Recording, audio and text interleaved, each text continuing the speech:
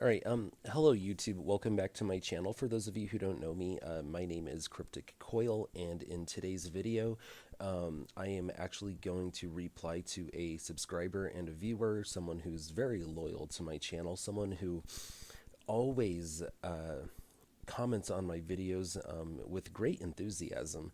And that person, I don't think you're American. I think that you're like German, and I don't know how to pronounce your name. I think it's Kits Poralo. I Please don't hate me. Please don't hate me. I'm making this video for you to say thank you for watching all of my videos and showing like such appreciated enthusiasm. So I recently uploaded a video on my Caroline B. Cooney book collection, and this viewer of mine asked me whether or not I collect point horror books and asked me to make a video about them. And I do collect point horror books, so I'm making this video for you. However, before I get into that, I actually want to show something off. Uh, I will.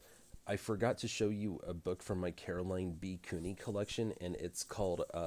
It's part of the Horror High series, and this one is called Toxic Beauty. And I totally forgot to show this one off in my Caroline B. Cooney collection video. R.L. Stein even did one. His Horror High book was called Deadly Love, and Caroline B. Cooney's was called Toxic Beauty. And they both sound amazing. I haven't read either one of them, but I wanted to show that off. Okay, so let's get into my point horror collection, and I'm not gonna show any of my Christopher Pikes because I already have a whole video on my Christopher Pike collection, and I've only bought like one Christopher Pike book since then. So, well, I mean, I've actually bought some Spooksville books since then, but I've already shown those off. So anyway, let's get into my horror or point horror book collection. Okay, so I have these books called Tales for the Midnight Hour, and these are books by J.B. Stamper. And I believe that Cameron Chaney has all of these as well. I've actually had some of these for a lot of years, like way before those Fear Street movies came out, way before I ever found out about Cameron Chaney's channel. Um, so yeah, I've had these for a lot of years, and wow, the copyright on this is 1977, and this is the first book in that series. So then there's a book called More Tales for the Midnight Hour, and so this is the second book in that series, and it's also by J.B. Stamper. Now, look at the two covers side by side. So on this one, you have a bat flying away from a grandfather clock, and the top of the vampire clock looks vampiric as well. Then on the second book, or sorry, on the first book, you just have a skeleton hand holding a pocket watch. So, and there's a wooden frame around a window that looks to the outside with lightning in the background. And there's kind of like a bloody font. So these are like really attractive covers. Then I have two copies of the third book in the series, Even More Tales from the Midnight Hour. And even though they look pretty much identical, and that's a good looking cover as well. If you look at the spines, you'll notice that there's like a shade of color difference. And I looked into it at one point in time, and I was like, why do these two copies look so? Oh, why do they look slightly different? And I believe that so this one says printed in the USA, and if I'm not mistaken, I want to say this one was printed in Australia. Yeah, printed by the Australian print group. So that's like the difference. So This one is like this one has a lighter shade of yellow or on the spine than this one. This one has a really bright shade of yellow. This one has more of a matte shade of yellow. So those are some of those are some of my point horror books. Then I have Mother's Helper by A. Bates. And then I have this one, and I'm not sure if this one right here is a point horror book, but it was printed by Point Fiction, and it's by Rosemary Wells, and it's called Through the Through the Hidden Door. And I'll go ahead and read you the tagline on the front. This one reads, "Once you go in, you might not come out." And there's, again, like kind of a vampiric looking door. And there's also like an engraved placard sign on the door that reads Headmaster. And there's kind of book list made a statement on the cover that reads, "A cross between the Chocolate War and an Indiana Jones archaeological quest." And I'll go ahead and read you the back on the cover. "We don't like whiners, tattletales, toadies, or stool pigeons here at Winchester. Barney's at a school where no one plays fair, not even the headmaster.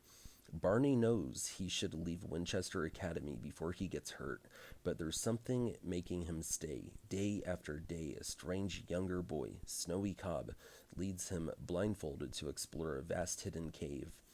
Together, they have discovered a hidden treasure that no one else has seen for generations, maybe even thousands of years. Snowy wants to keep the cave a secret, but danger is all around. How can they keep such an extraordinary discovery to themselves?" And so that sounds like a pretty good book. It sounds like, there could be a few scares in there. Not really sure if it's horror or not.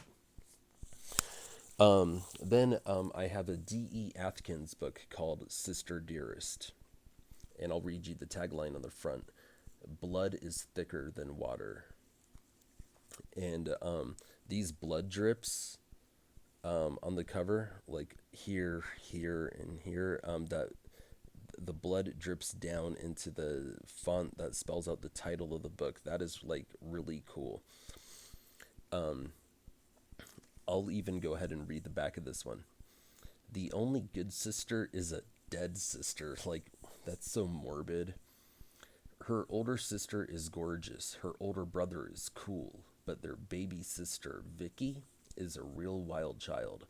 The school year has just begun, and Vicky already has a new guy and some brand new enemies, including the new principal. But she doesn't care. She just wants to have fun, fun, fun. She won't listen to her brother. She won't listen to her sister. She won't even listen to her best friend. Too bad, because if she keeps on pushing the limits, she's going to go too far, and it's going to cost her dearly." So there's that. And then there's this book called Ghost Abbey by Robert Westall. And that is a really cool looking cover. A really cool looking cover. And I know Cameron Chaney has this one in his collection as well. And the tagline on the front reads, "There's no place like home, except when it's trying to kill you." And here's the back. "Since her mother died, things have been difficult for Maggie. Now she has to look after her twin brothers and her father. It's not much fun. Then a letter arrives asking Maggie's dad to renovate an old abbey. Maybe this is the chance they need. Maybe this new job will help them get on their feet again. But there's something odd about the abbey. First, Maggie hears strange bells, then beautiful voices. But there's no one there, and that's when the accidents begin." So that sounds really good. And I also have this book, The Lifeguard by Richie Tankersley Cusick. And I thought Richie Tankersley Cusick was a dude. Apparently, Richie Tankersley Cusick is a woman. which I thought was interesting because I've never met a woman named Richie. But that's cool. And this is a cool looking cover. I'm sure it'll make a nice summer read. Maybe this summer I can get around to it. I've had this in my collection for a while now. And the tagline reads, "Don't call for help. He may just kill you." Again, now let me go ahead and read this tagline on the let me go ahead and read the summary on the back. A summer of sun, sand, and murder. Kelsey's summer should have been paradise, an invitation to rich and famous Beverly Island, complete with sun-drenched beaches and 3 gorgeous lifeguards on duty. But Kelsey's summer is the opposite of paradise. It starts with the note under her pillow from a girl who's missing. Then there's the crazy man in the lighthouse who won't leave Kelsey alone. And there have been a number of suspicious drownings. At least she has the lifeguards around to protect her. Poor Kelsey. Someone forgot to tell her that lifeguards don't always like to save lives. So that sounds interesting. And Shady Side Library commented on the book haul video that I did where I showcased this book by Gillian Cross, and it's called Wolf. And he thought that the cover looked really cool, and it does. There's a young girl in the eyes of this wolf, and like the artist just did such a good job with this wolf's face. And the tagline simply reads, "Don't look now." So let's go ahead and read the summary on the back. What big eyes you have. Something very strange is going on. Something Cassie doesn't understand. It began with the dreams, nightmares about flowers and wolves. Suddenly, Cassie finds herself living in an abandoned house, but the nightmares don't stop, and the terror doesn't end. The wolf is at the door, and it wants to come in. And apparently this book was the winner of the 1991 Carnegie Prize.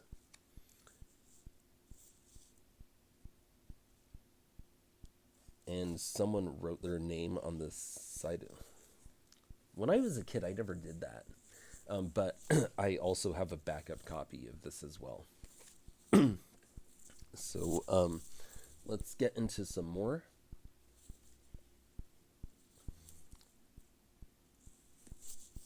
All right, so here's another one, and it's by Point, but it's not.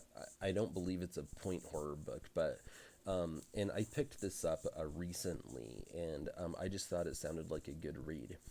So here's the cover, and the title of the book is Sarah Bishop, and apparently this is the Newbery Medal winning author of The Island of the Blue Dolphins.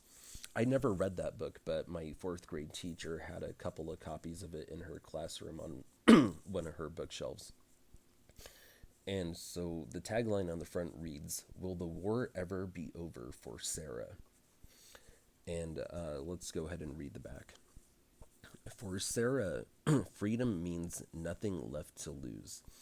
Sarah Bishop isn't a Tory. She isn't a patriot. Sarah Bishop is a 15-year-old girl. The Revolutionary War has come to her village, and the Patriots have made her an orphan without a home. Now the British Army is after her for a crime she didn't commit. Running for her life, Sarah finds a cave in the woods. Alone, she makes her home there. The wild animals, the terrible hardships are not as bad as what she has left behind. Sarah Bishop vows never to trust anyone again. The war will end, peace will come, but will peace ever find Sarah Bishop? And that sounds like a pretty good book. I now we're about to get into my Carol Ellis collection. So I have this book called My Secret Admirer, and here's the cover. Looks like a payphone booth on the side of a highway or on the side of a road, and there's an attractive young blonde woman inside that phone booth, and it reads, the tagline on the front reads, oh, and there's also the shadow of somebody on a bicycle. So I don't know what's going on there. But the tagline reads, he was crazy about Jenny, crazy enough to kill her. And let's go ahead and read the back. He said, I'll be keeping my eye on you. Jenny is new in town. With her parents away, she is all alone in an isolated house. The looming mountains frighten her. The days are hot and stifling. But she already has a secret admirer who courts her with sweet messages and flowers. Jenny also has an enemy. Someone leaves a dead rattlesnake at her door. A sinister black motorcycle chases her down a deserted road. Does Jenny know too much about the mysterious accident on the cliffs? Jenny has no one to turn to except her secret admirer. But who is he? Okay, that sounds pretty good. Then she has this other book called The Stalker. And I don't. Oh, well, so this one is a scholastic young adult fiction and it doesn't say point on it, but whatever. I just threw it in.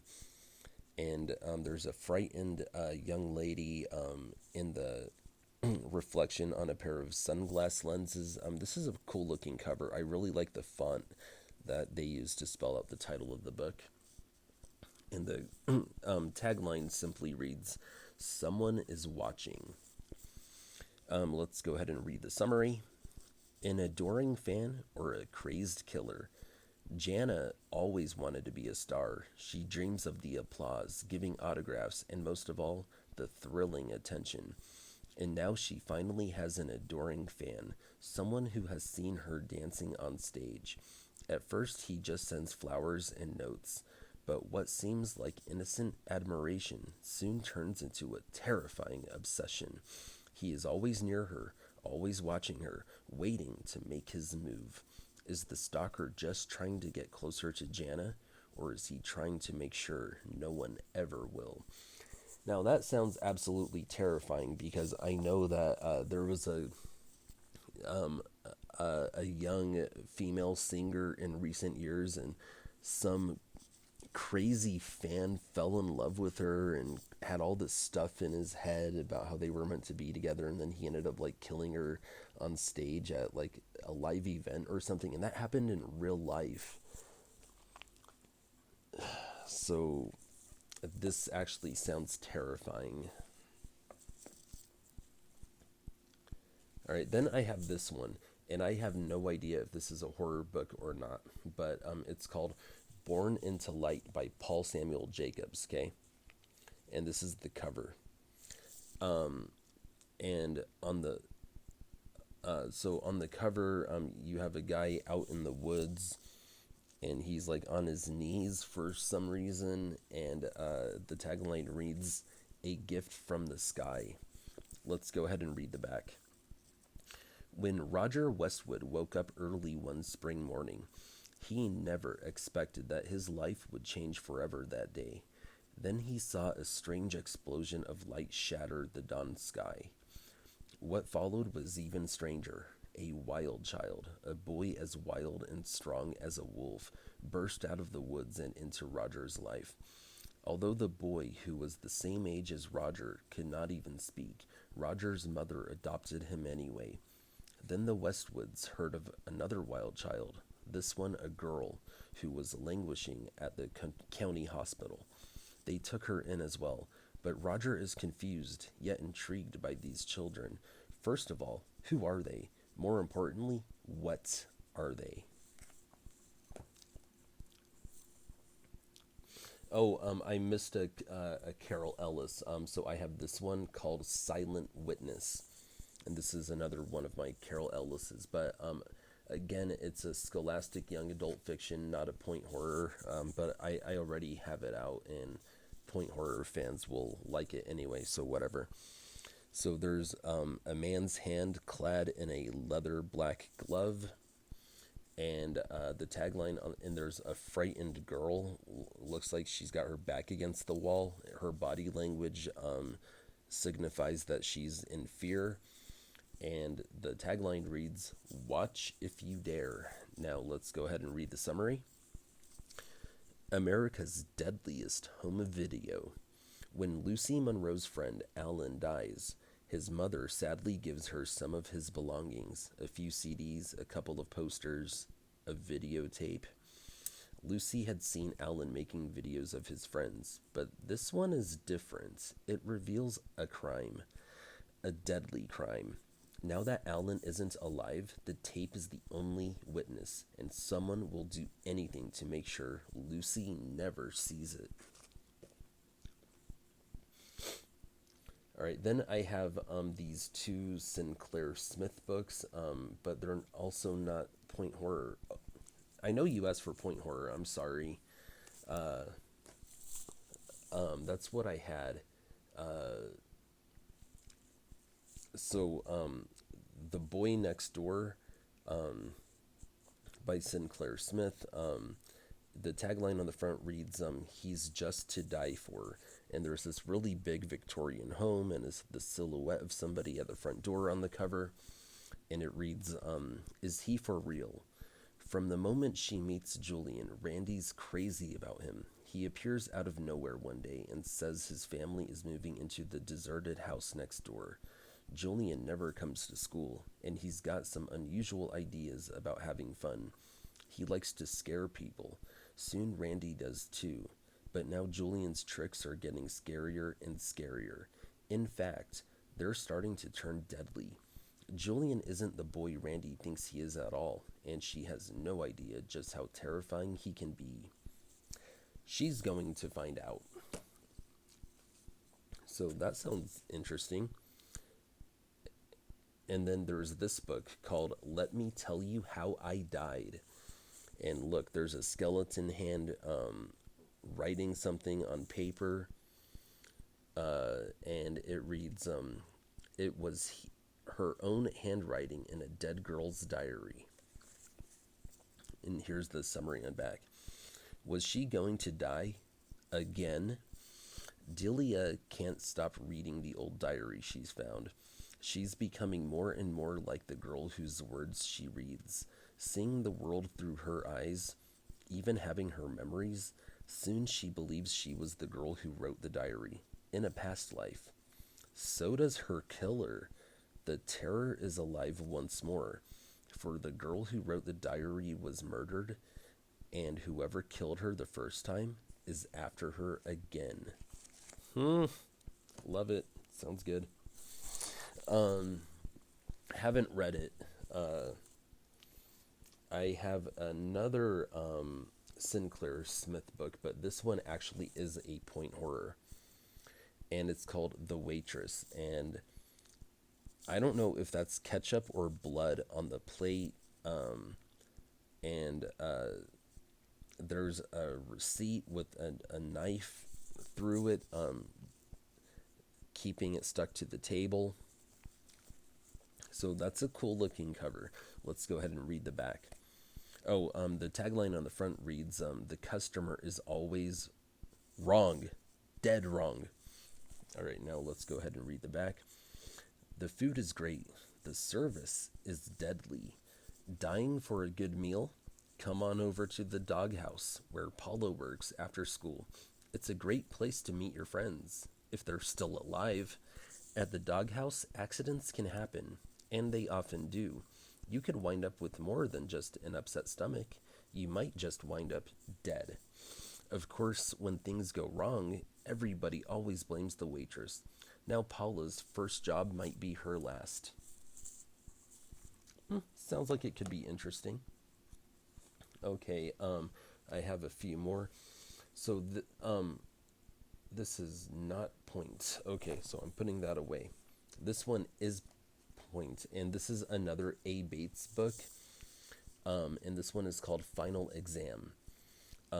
If you fail, you'll just die. And Columbine High. What year was this? Hang on. This was 1990.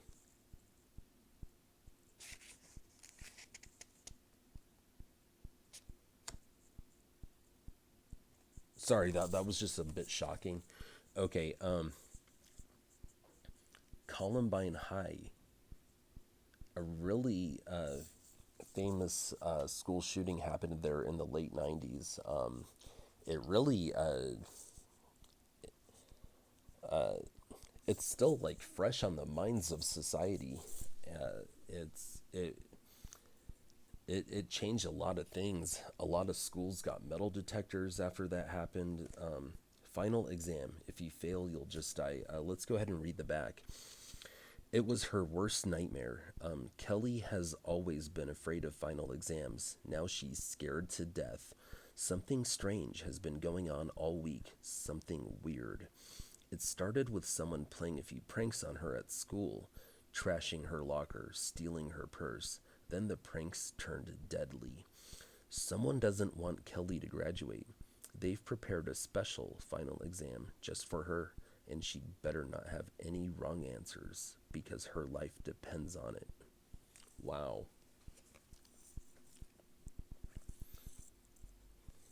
Columbine High, huh? Then I have this copy of The Prom Dress, or Prom Dress by Lyle Litke. And the tagline on the front reads, "It's a dress to die for." I don't think so. I don't think it's that nice, actually. But so there's an attractive young woman on the cover, and she finds this prom dress in a closet, and she's clearly infatuated with it. It looks like someone. It looks like a dress somebody would have worn like 150 years ago. To me, excuse me. All right, so the back, or the summary on back reads, "No one who wears the dress is ever the same again. Robin is too poor to buy a new dress for the prom. Then she finds a perfect, beautiful dress in the attic of her mysterious employer's house. She borrows it to wear to the prom and dances into her worst nightmare. Then Felicia finds the dress. The price she pays for wearing it is more than any girl should pay. But Nicole is too smart to be caught by the dress, isn't she? Poor Nicole. Then there's Gabrielle, Robin's little sister. Did she find the dress, or did the dress find Gabrielle? Can anyone stop the fatal attraction of the prom dress?" And that sounds good. I actually have two copies of this book. I've had this, I found this book at a thrift store like, I don't know, 15 years ago or something. So it's been in my collection for a long time and still haven't read it. All right, so I realize that this video is getting long, and but oh, I have them right here. Okay, so I gathered well, hang on. So I also have two copies of this book, and it's called 13, and it's got 13 Tales of Horror by 13 Masters of Horror, including D.E. Atkins, A. Bates, J. Bennett, Caroline Cooney, Carol Ellis, Diane Ho, Lyle Litke, Christopher Pike, Sinclair Smith, J.B. Stamper, R.L. Stein, and Ellen Emerson White, and Patricia Windsor. Now, we saw books in here from J.B. White. We saw books from Sinclair Smith. I have a whole video on my Christopher Pike collection. I showed you The Prom Dress by Lyle Litke, Diane Ho. I only have like maybe two Diane Ho books in my whole collection. I showed you my Carol Ellis collection, my Caroline B. Cooney collection. Jay Bennett. I don't know if Jay Bennett's books are point horror or not. Let's actually go ahead and look at my Jay Bennett collection. Where are they? They're somewhere over here.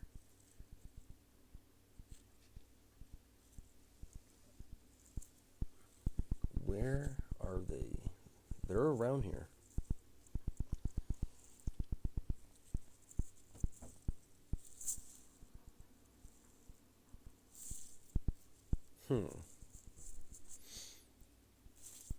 just a sec. I'm so sorry. I thought I had them on this shelf in specific.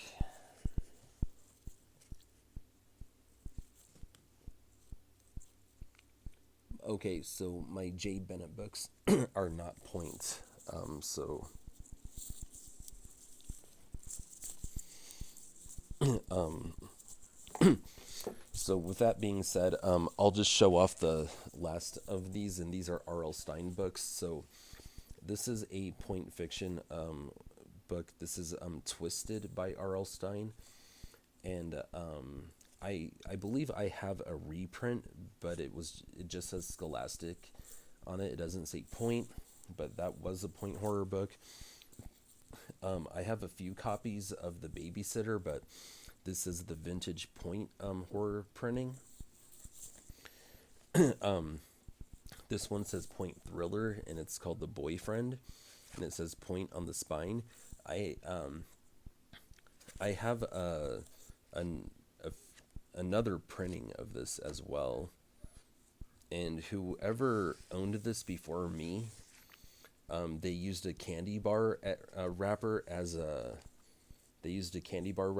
bookmark. I do the same thing. I save my candy bar wrappers and I use them as bookmarks. So that's cool. And then the last point horror book that I have from R.L. Stine is Beach House.